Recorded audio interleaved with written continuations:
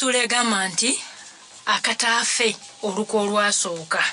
Ennaku ezaddirira oluyombo saavanga nnyo waka naddala ekiro kubanga newankubadde mu kiseera kyennyini eky'oluyombo saalina kyentya bwe nadda eka nenkubaganyaamu ebibaddewo. Bwe nakubaganyaamu ebibaddewo nennyingirwamu obuti bungi. Kakati no bwe tubeera n'omwana omuto ayinza okulowooza nti obuti baatematema obuti oba ne bumuyingiramu nnyama yayingiramu okutya. Kati yagamba nennyingirwamu obuti bungi naye ebirowoozo omanyi biringa lumbe lwe lubajjako munnammwe lwe mu lutya wayitawo ntono nga temukyalufaako. Nange ennaku bwe zaayitawo ng'ate sirina nakyekango kintuuseeko byonna ne mbisiibula ne ntandika kucacyanca awatali kye neekeka. Mirembe n'apulira ddala okuva luli era n'okuntumira kwe yantumiranga luli ne kubula wamu naye. Weewaawo nasooka okulumwa olw'obutamulabako naye ebiseera bwe byayitawo n'asereba mu birowoozo byange era ne ndowooza nti yankyawa oba. Olumu twali tuwerekera abawala nga tumaze okufuma ekiro, okufuma engero, balinga bafuma. Ne tuwulira ekisalabatta mu kisanja mu lusuku.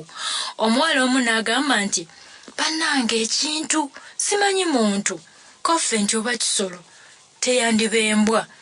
Ye n'akaliriza ddala nti, "Nze ndabye muntu mulabidde ddala." Naye olw'okubanga tewaali mulala akikakasa ne tukirekerera awo. Wayitawo ennaku ntono ate mmeeya n'atubuulira nga bw'asanze omuntu okumpi n'enju yaffe ne yeemululira ku lusebenju era nga bw'abadde alowooza nti omu ku ffe yafulumye ebweru. Bwe twadda ku birala ekyo ne tukigirako ddala omwoyo naye okusinga twalowooza nti oba babadde basezi. Ate ennaku tezeekulungula 5 ne tubuuzibwa nnyinimu nti, "Baani abo abaabakyalidde eggulo akawungeezi?" Koffe nti bali wa ssebo. Ko ye nti nalengedde abantu 2 nga bava mu nju yammwe. Ne neewuunya nti bano so tebawerekera babakyalira ate nga mbawulira mu nju museka. Bwe twamutegeeza nga bwe tutannaba n'abagenyi n'addamu nti mpozi baabadde basezi ba kuno abasula babinuka. N'abimalira awo naye. Mikolo munnange ennyinnyonnyola eno teyamumatiza. Bwe twadda mu nju yaffe n'akemmenterera nti abo tebajja kuba basezi.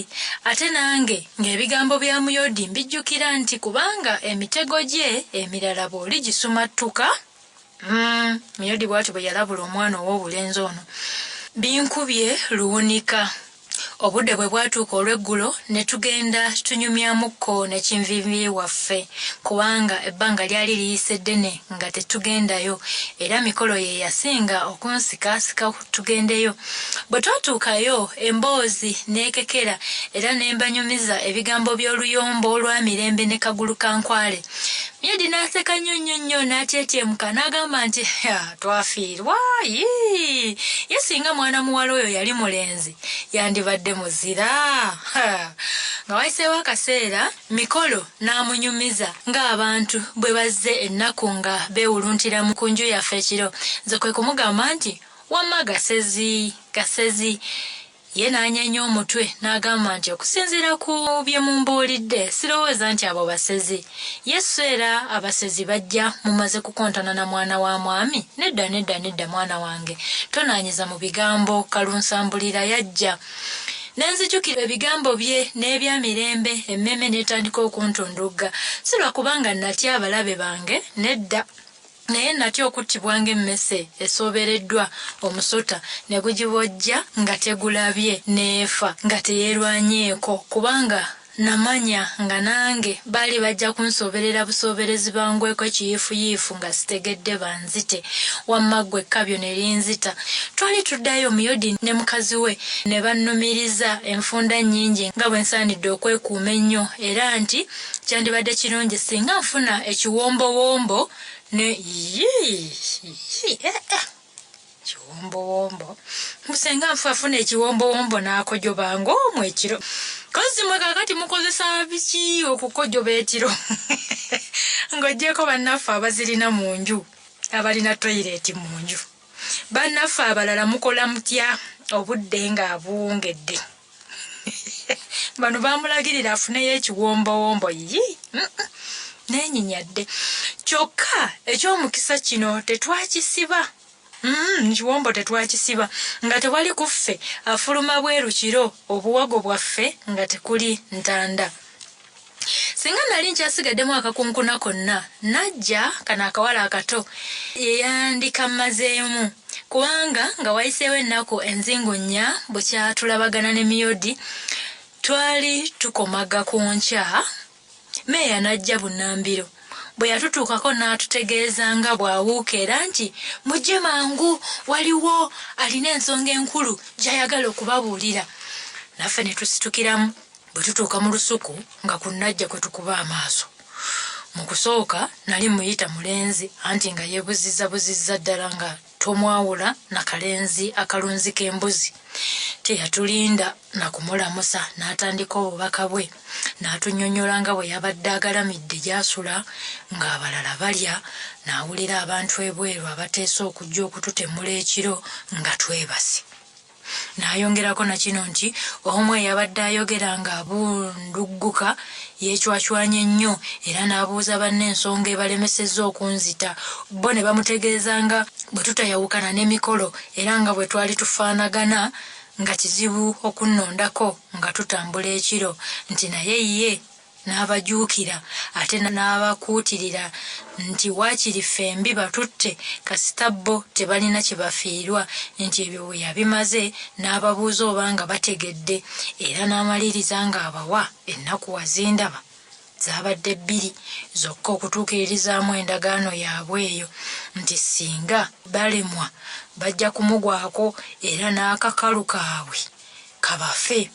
Najja n'agamba nti ebirala teyabiwulidde kubanga kira babyogerera mu malookooli.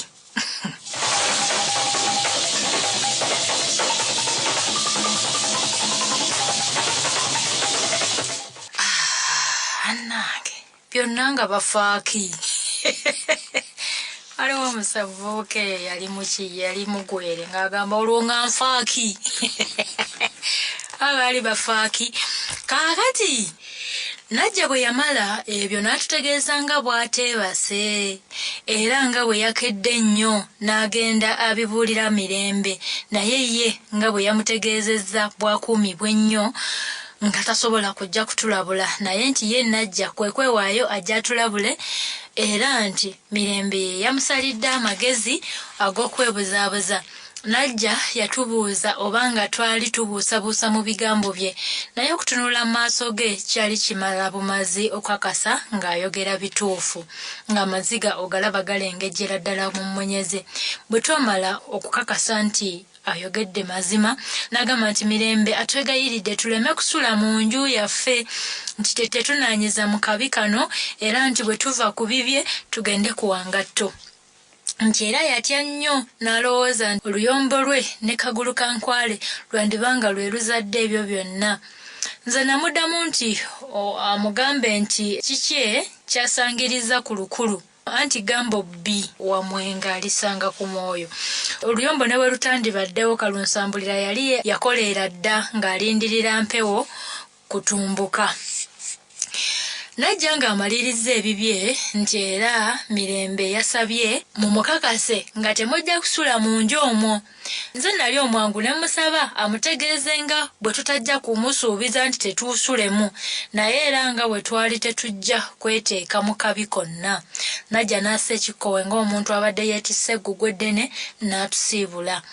Okutemya n'okuzibula ng'ebitooke byamumize dda.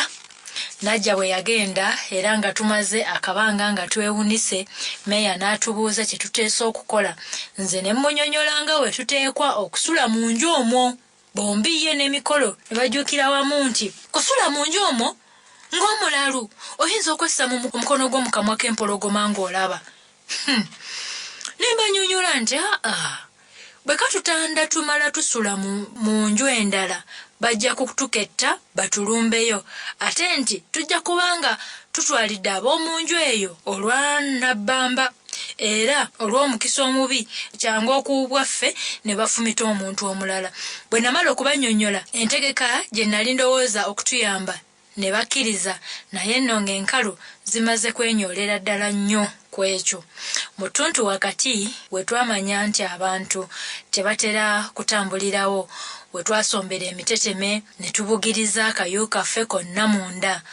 Awali obuliri bwaffe twebunguluzaawo ebbungirizo ly'emiteteme emigigi 3 ne tuwoola ku ttaka obuliri bwaffe bubeerekoko wansinsi omwo mwe tuba tweyalira.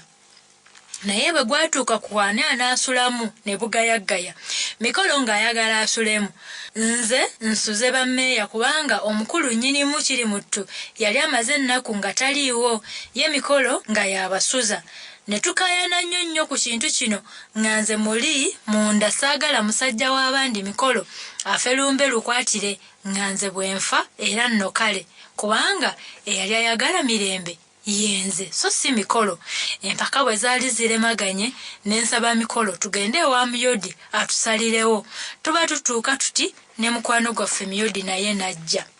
Myodi bw'ajja, Mikolo bwe yamala okumunnyonnyola nange ne munnyonnyola nga bali bwe tubasuza mu mpalo nti oluwalo olwange lwali luwedde, nga Mikolo yali mu luwalo olulwe. Nti nno nze bwe nzikiriza Mikolo okujja okusula mu nju yaffe, nze nsula eri. N'amala abaako akabi ng'ate oluwalo terubadde lulwe, abalikiwulira bonna bagenda kunsekerera banyoome nnyo nti yassa munne, era ne nnyongera nti Mikolo sijja kumugulamu byayanga. Byayanga kozi byebiki mu Luganda? Byayanga ndooza byebyoya by'enswa mu Luganda. Nali sijja kumugulamu byayanga kubanga mmanyi nti nga bamusse olunaavumbula ensobi yaabwe ng'amaanyi gaabwe gonna bamalira ku nze. Ate sirowooza ng'embooge eneebuguma nga tebannankwasa, anti nammwe mumanyi nti ekibadde kikyabalwisizza ffe kuba babiri. Munnange Mikolo kasita anaavaawo n'obudde tebuliziba nga tebannankuba kusekalotera.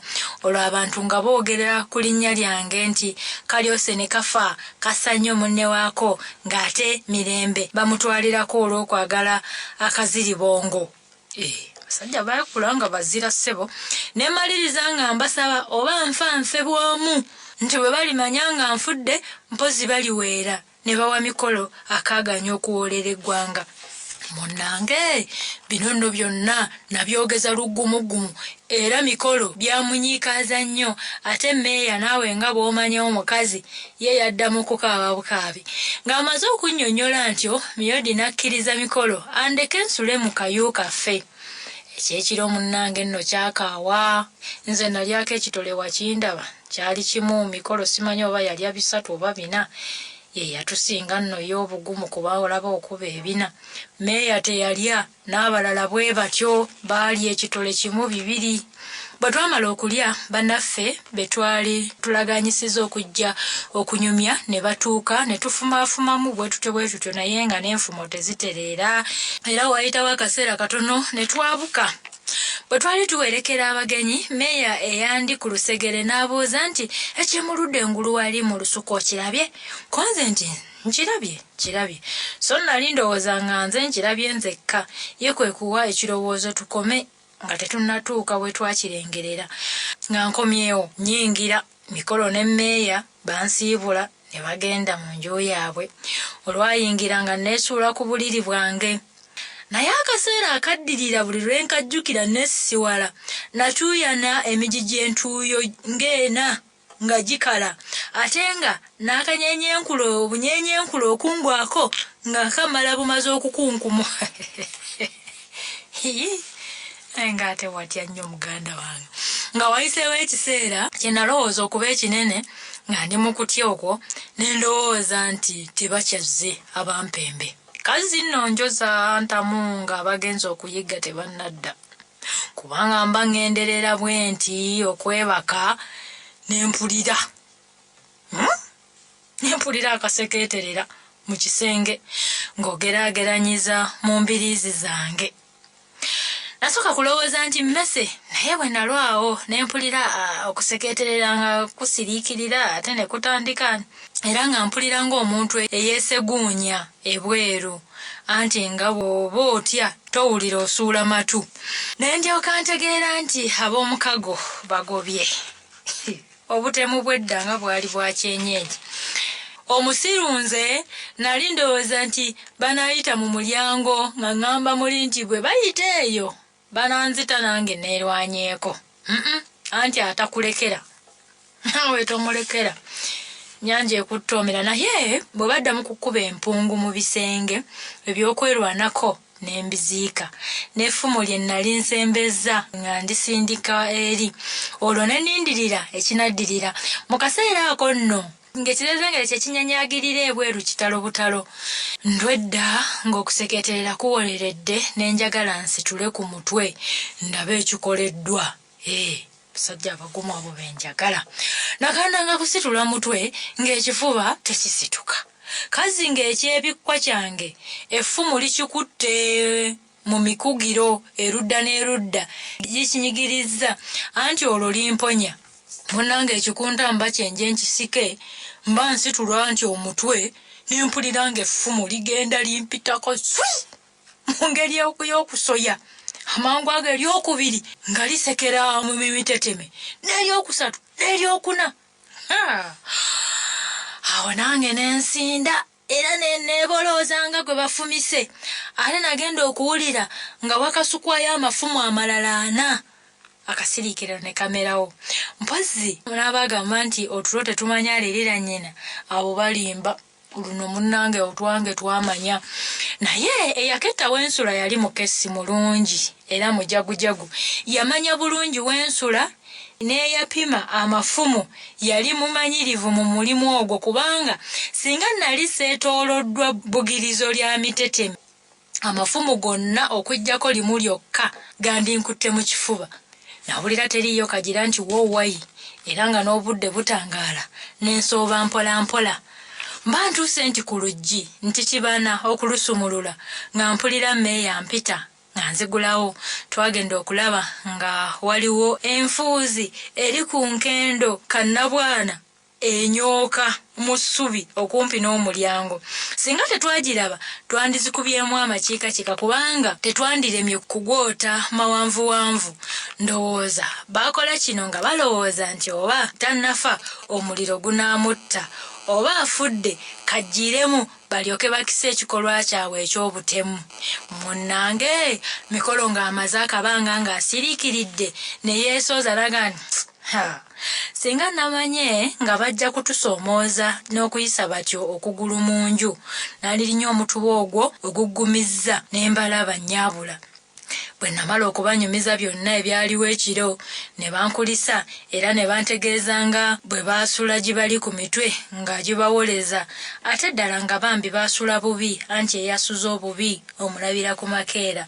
Okuva olwo ne tusulanga nga twekembye era ennyumba yaffe ne tugiwookoola nnyo ne tugissaamu eddugguluggu okwali omuluggwaluggwa eddugulugu okwali omuluggwaluggwa okwava mu Buulenge ne gulaga mu Lusuku nga gukomekkerezebwa n'empulirizo okwasaanikirwanga ekimoga ky'entamu. Kati mu luwonkowonko omwo mwe twasulanga ate okuva olwo enju yaffe tetwagigulanga misana wadde okukyalizaamu abagenyi oba okwogereramu ekiro newankubadde nga twali tetwagala bigambo bino kubuna. Naye naffe twalabiraawo nga bisansuse ng'abantu bonna babitegedde. Twayitanga ku bantu nga batukulisa mu bakulika abazigu abalala nga bwe batukongoola yenno omuntu era omala galeka. Engambo ne ziyitinganirayo anti nga buli nkya owulira lulala leero nga zitutunukanga butiko. Abamu nti ababadde babatemula baabalabye. Abandi nti omu ku bo baamufumise n'ayota n'effumu mu kugulu. Abalala nti omu ku bavubuka gwe basse. Ate bano nti nedda teyafudde akyaliko kikuba mukono. Eyavanga erudda w'ekyalo ng'ajja lumwokya emimwa nti mirembe ali lubuto era omuvubuka wa Kirimuttu y'anaaba nnyinirwo. Nti era kati mbwali mu mbuzi ekogga n'ebirala bwe bityo. Enseno ana y'abantu boogera.